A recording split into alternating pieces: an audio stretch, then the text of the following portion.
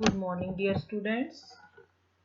Today we are going to start new chapter of history, that is chapter number 15, and the title of chapter is Mughal Empire. Babur attacked India in early 16th century, and at that time India was an easy prey for any invader, and it was divided into a number of small states. And Delhi had lost its glory under the ruler Ibrahim Lodi, and his personal officials opposed him and invited Babur to invade India.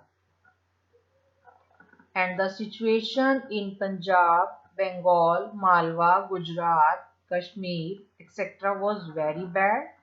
There was lawlessness and disorder at that time. At that time, Babur laid the foundation of Mughal Empire in India. And after Babur, his son Humayun came to the throne. It was Humayun's son Akbar the Great who proved to be the real glory of Mughal Empire. Now let's study about these rulers in detail. First ruler was Babur. He ruled from 1526 to 1530 CE. He was a brave soldier and an experienced general and a skilled swordsman. And his real name was Jahiruddin Muhammad, but he was commonly known as Babur. And he was the great grandson of Timur, and Timur was the descendant of Genghis Khan, which was an Turkish ruler. And after becoming the ruler of Kabul, Babur conquered Ghazni and Samarkand. But his failure to bring Samarkand permanently under his control made him give up his ambition of expanding his empire in Central Asia. Now he had to head towards India. He was attracted by the wealth of India because at that time India was very rich country.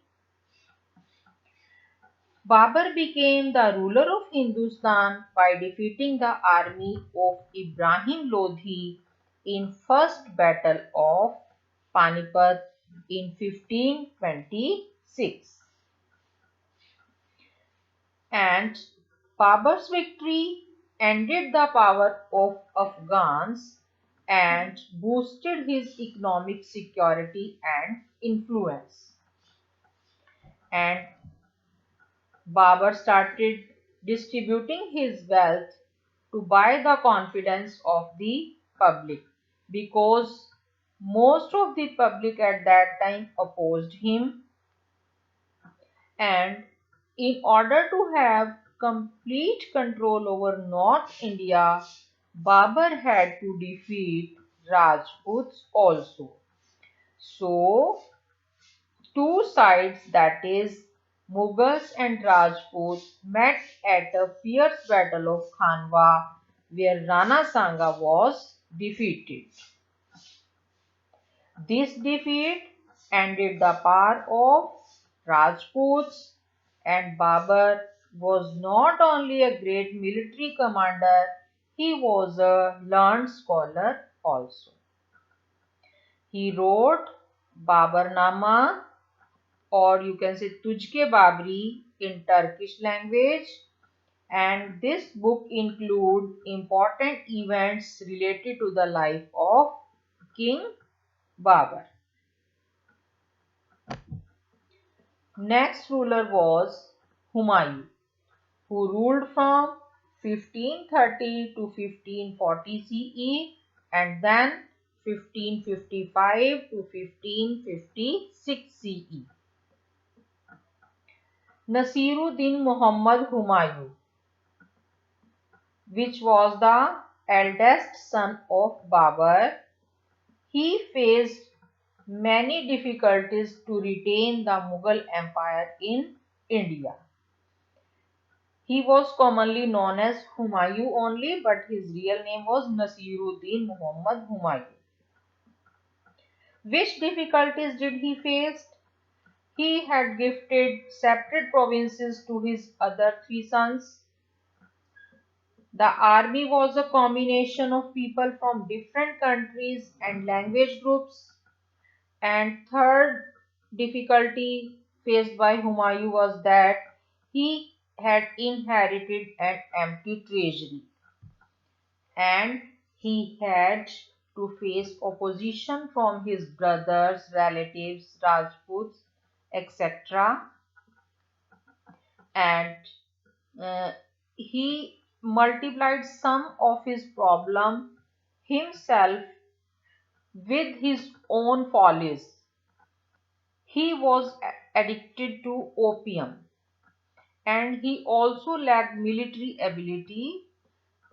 So his father had failed to crush the power of Mughals and thus Humayun was defeated by an Afghan whose name was Sher Shah Suri, and he was forced to leave India and he took refuge in Iran in 1540 CE. But after 15 years, Humayun defeated Sikandar Suri, who was the successor of Sher Shah Suri, and restored the Mughal Empire in India once again. But unfortunately, he died after slipping from the steps of his library building at Delhi. So, in this way, the rule of Humayun was also ended. Thank you. Have a nice day.